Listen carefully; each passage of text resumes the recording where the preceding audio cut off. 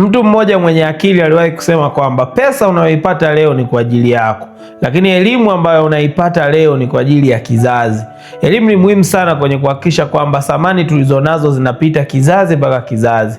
Moja ya tatizo kubwa sana hapa Afrika ni kwamba tunafanya vitu ambavyo haviwezi kudumu generation after generation.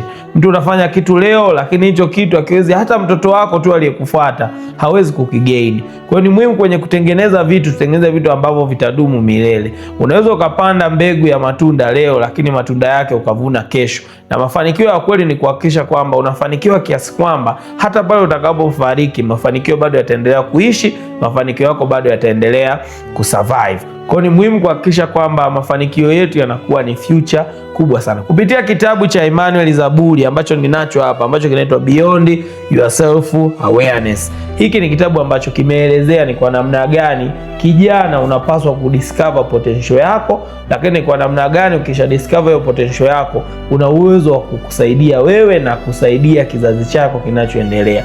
Kama wewe hautoinuka kwenye kusaidia kizazi chako, kama hutaamua kupambania kizazi chako, then nani atafanya kwa ajili yako?